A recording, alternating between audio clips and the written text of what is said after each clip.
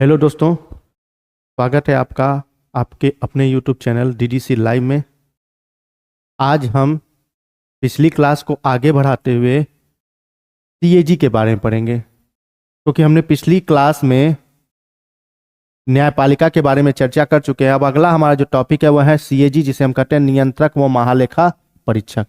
नियंत्रक और महालेखा परीक्षक संविधान का एक बहुत ही महत्वपूर्ण पद है, जिसका जो प्रमुख कार्य है वह है केंद्र तथा राज्य की लेखा जोखा की क्या करना, जांच करना। क्योंकि संचित निधि और आकस्मिक निधि, ये जो दो महत्वपूर्ण निधियां हैं, इन दोनों निधि का जांच करने का जो पूरा कार्यभार होता है वो पूरा कार्यभार किसके पास होता है? CAG के पास होता है, जिसे हम क्या कहते हैं? नियंत्रक व महालेखा परीक्षक कहते हैं। तो परीक्षा में सबसे पहला और सबसे विशेष प्रश्न यही बनता है कि केंद्र तथा राज्य की लेखा जोखा का जो जांच किया जाता है वो किसके द्वारा किया जाता है? वो किया जाता है CAG के द्वारा। और भारतीय संविधान के अनुच्छेद 148 से लेकर अनुच्छेद 151 तक सिर्फ CAG के बारे में बताया गया है। CAG का पद कैसा है, CAG की नियुक्ति कौन करता है, साथ ही साथ उसके कार्य क्या हैं, उसकी शक्तियां क्या हैं, इन सब बातों का उल्लेख भारतीय संविधान के अनुच्छेद 148 से लेकर अनुच्छेद 151 तक क्या किया गया? विस्तार पूर्वक बताया गया है। तो CAG का सबसे पहला और सबसे महत्वपूर्ण क्या कार्य है? वो ये कार्य है कि केंद्र तथा राज्य की क्या करना, लेखा जोखा का जांच करना, और साथ ही साथ जो भी स्थानीय प्राधिकरण उनके भी लेखा जोखा का क्या करना, जांच करना। ये सबसे महत्वपूर्ण कार्य है CAG का। भारतीय संविधान का जो अनुच्छेद 148 जो है वो क्या करता है? CAG के बारे में बताता है कि CAG का जो पद है उसकी नियुक्ति कौन करेगा। अनुच्छेद 148 एक बहुत ही महत्वपूर्ण अनुच्छेद है जो CAG के पद का क्या करता है? विस्तार पूर्वक वर्णन करता है कि CAG की नियुक्ति कौन करेगा। तो अनुच्छेद 148 क्या बताता है? तो अनुच्छेद 148 ये बताता है कि CAG की क्या होगी? नियुक्ति होगी, और ये नियुक्ति कौन करेगा? राष्ट्रपति करेगा। मतलब CAG की नियुक्ति किसके द्वारा की जाती है? राष्ट्रपति के द्वारा किया जाता है, और इसका पद किसके समान होता है? सुप्रीम कोर्ट के न्यायाधीश के समान होता है, और उसी तरह इसको हटाया भी जा सकता है। तो सबसे पहला सबसे महत्वपूर्ण बात कि अनुच्छेद 148 के उपखंड 1 में CAG की नियुक्ति का वर्णन किया गया, और CAG की नियुक्ति कौन करता है? राष्ट्रपति करता है, और ये किसके समान हटाया जा सकता है? सुप्रीम कोर्ट के जज के समान। जैसे सुप्रीम कोर्ट के जज को हटाने की जो भी प्रक्रिया बताई गई है भारत के संविधान में, वही प्रक्रिया CAG को हटाने की भी बताई गई है। लेकिन नियुक्ति कौन करेगा? राष्ट्रपति अपने हस्ताक्षर और अपने मुद्रा द्वारा क्या करेगा? किसी भी व्यक्ति को वो क्या कर सकता है? CAG के पद पर नियुक्त कर सकता है। और जब CAG के पद पर नियुक्ति होगी तो उसको ओट दिलाया जाएगा, उसको शपथ दिलाई जाएगी, और ये शपथ कौन देता है? ये शपथ कौन देता है? राष्ट्रपति देता है। मतलब नियुक्ति भी राष्ट्रपति, और साथ ही साथ उसको उसके पद तथा गोपनीयता की शपथ भी कौन दिलाता है? तो वो दिलाता है राष्ट्रपति, जिसके प्रारूप का उल्लेख कहां किया गया है? तीसरी अनुसूची में किया गया है। क्योंकि भारतीय संविधान का तीसरा अनुसूची क्या करता है? शपथ का वर्णन करता है, शपथ के प्रारूप का क्या करता है? वर्णन करता है। और ये बताया गया है कि जिसकी नियुक्ति CAG की जाएगी, जिस भी व्यक्ति की, उसको क्या दी जाएगी? उसके पद तथा गोपनीयता की शपथ दिलाई जाएगी। और उसके पद तथा गोपनीयता की शपथ कौन दिलाता है? उसके पद तथा गोपनीयता की शपथ कौन दिलाता है? देश का राष्ट्रपति दिलाता है। जब बात की जाएगी वेतन की, तो वेतन का भी उल्लेख कहां पे किया गया? अनुच्छेद 148 में किया गया है। और CAG का जो वेतन का निर्धारण किया जाता है, वो CAG के वेतन का निर्धारण कौन करता है? संसद करता है। संसद समय समय पर CAG के वेतन में वृद्धि करता रहता है। ये पूरा प्राधिकार किसको दिया गया है? संसद को दिया गया है। और संसद दूसरी अनुसूची में अंतर्विलित जो भी प्रावधान होंगे उस प्रावधान के अनुसार क्या करेगा? CAG को वेतन दिया जाएगा। मतलब CAG के वेतन का निर्धारण कौन करता है? संसद करता है, और जो वेतन दिया जाएगा वो दूसरी अनुसूची में क्या होगा? अंतर्विलित होगा, मतलब अंतर्निहित होगा, उल्लेखित होगा। अब अगला जो अनुच्छेद है, अगला अनुच्छेद क्या है? अनुच्छेद 149। क्योंकि अनुच्छेद 148 में आपको क्या बताया गया? उसकी नियुक्ति, और साथ ही साथ क्या किया गया? उसके पद के बारे में पूरी तरह से विस्तार पूर्वक क्या किया गया? बताया गया। लेकिन जो अगला अनुच्छेद है, वो अगला अनुच्छेद क्या है? अनुच्छेद 149।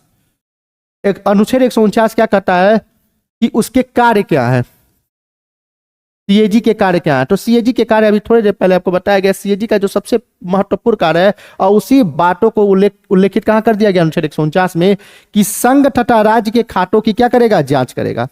ये पैसा जो निकाला जा रहा है या जो डाला जा रहा है वो कहाँ निवेश किया जा रहा है, कहाँ इन्वेस्ट किया जा रहा है, इन सब पूरी बातों का विवरण किसके पास प्रस्तुत किया जाता है? वो किया जाता है सीएजी के द्वारा। अतः सीएजी का जो सबसे पहला और सबसे महत्वपूर्ण कार्य कहाँ क्या है? वो संघ हो, मतलब केंद्र हो, और साथ ही साथ क्या हो? राज्य हो।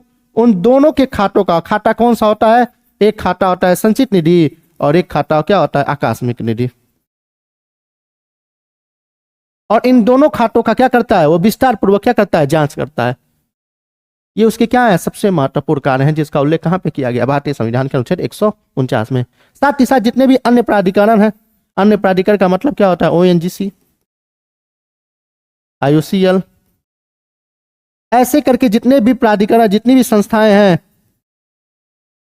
जिन पर सरकार का आधिपत्य है, उनके भी खातों का जांच कौन करता है? उनके भी खातों की जांच कौन करता है? उनके भी खातों की जांच करने का पूरा प्राधिकार किसको दिया गया है? सीएजी को दिया गया है, जिसका उल्लेख भारतीय संविधान के अनुच्छेद 149 में क्या किया गया है? बताया गया है। मतलब भारतीय संविधान का अनुच्छेद 149 क्या करता है? वो सीएजी के कार्यों का क्या करता है? वर्णन करता है कि संघ तथा राज्य के खातों की जांच और साथ ही साथ अन्य प्राधिकरण के खातों की जांच कौन करेगा? वो सीएजी करेगा। ये एक बहुत ही महत्वपूर्ण अनुच्छेद था। अगला जो अनुच्छेद है वो है अनुच्छेद 150। अनुच्छेद 150 से समझना हो तो वो सिर्फ क्या करता है? प्रारूप का वर्णन करता है कि संघ और राज्य के खातों का प्रारूप कैसा होगा। तो उनके खातों के प्रारूप का निर्धारण कौन करता है? सीएजी करता है, मगर किसकी सलाह पर करता है? राष्ट्रपति की सलाह पर करता है। यही बात बताई गई अनुच्छेद 149 में। मतलब कहा जाए अनुच्छेद 149 में सिर्फ दो महत्वपूर्ण बातें बताई गई हैं। पहला बात यह बताया गया है कि संघ और राज्य के खातों की प्रारूप की तैयारी कौन करता है? वो करता है सीएजी, मगर किसकी सलाह पर करता है? तो वो राष्ट्रपति की सलाह पर करता है, जिसका उल्लेख कहां पे किया गया? अनुच्छेद 150 में। तो यदि आपसे परीक्षा में यह प्रश्न बन जाए कि सीएजी जो है वो खातों का क्या करता है? तो खातों का क्या करता है? प्रारूप तैयार करता है। लेकिन उस प्रारूप को तैयार करते समय वो किसका सलाह या किससे विचार विमर्श करता है? तो वो राष्ट्रपति से विचार विमर्श करता है। और सबसे अंतिम नंबर पे सीएजी का जो अनुच्छेद है, सीएजी के पद के लिए जो अनुच्छेद है वह है अनुच्छेद 151, जिसमें बताया गया लेखा परीक्षा रिपोर्ट। जो वो रिपोर्ट तैयार करता है अनुच्छेद 150 के तहत, वो रिपोर्ट कहां प्रस्तुत करेगा? सबसे महत्वपूर्ण बात यह है, क्योंकि अभी आपको बताया गया अनुच्छेद 150 के तहत क्या करता है? सीएजी एक रिपोर्ट तैयार करता है, किसके सलाह पर? राष्ट्रपति के सलाह पर। तो वो रिपोर्ट अब कहां प्रस्तुत की जाएगी? तो उसका संबंध यदि संघ से है, मतलब केंद्र से है, मतलब केंद्र के लेखा जोखा का यदि क्या है? वो प्रारूप है, उसकी यदि रिपोर्ट तैयार की जाएगी तो वो रिपोर्ट किसको सौंपी जाएगी? राष्ट्रपति को सौंपी जाएगी। और राष्ट्रपति उस रिपोर्ट को क्या करेगा? संसद के दोनों सदनों पे क्या करेगा? पेश करवाएगा। क्या प्रावधान करता है अनुच्छेद 151 का? ध्यान से समझने की कोशिश कीजिए। सबसे पहला और सबसे महत्वपूर्ण बात है कि लेखा परीक्षा रिपोर्ट की बात की गई कहां पे? अनुच्छेद 151 में। यदि वो रिपोर्ट केंद्र से संबंधित है तो उस रिपोर्ट को कहां सौंपा जाएगा? राष्ट्रपति को। उस रिपोर्ट को सीएजी राष्ट्रपति को सौंपेगा और राष्ट्रपति क्या करेगा? संसद के दोनों सदनों में उस रिपोर्ट को क्या करेगा? प्रस्तुत करवाएगा। यदि उस रिपोर्ट का संबंध किससे है? राज्य से। यदि वो राज्य के लेखा जोखा की रिपोर्ट है, और कोई भी राज्य हो, वर्तमान समय में 28 राज्यों की बात हो रही है, 28 के 28 राज्यों के लेखा जोखा का रिपोर्ट है, तो उस राज्य के राज्यपाल को क्या किया जाएगा? सौंपा जाएगा। और उस राज्य का राज्यपाल विधानमंडल में क्या करेगा? प्रस्तुत करवाएगा। और यदि उस विधानमंडल में 2 सदन है तो विधानसभा और विधान परिषद दोनों में, और सिर्फ 1 सदन है तो सिर्फ विधान सभा में।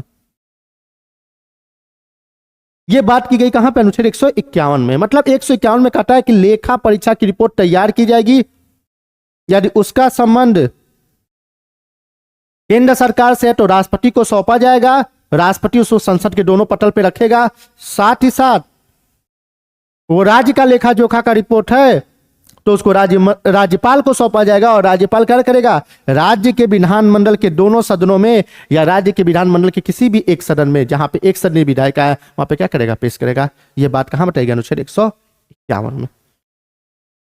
यह तो था आपका पूरा सीएजी, जिसको हम कहते हैं नियंत्रक व महालेखा परीक्षक, जिसका सबसे महत्वपूर्ण काम है वर्ष का पूरा लेखा जोखा केंद्र तथा राज्य का क्या करना, उसकी जांच करना कि वो पैसा कहाँ जा रहा है, जितने भी उसके क्या होते हैं, फंड होते हैं, आकस्मिक निधि हो या संचित निधि हो।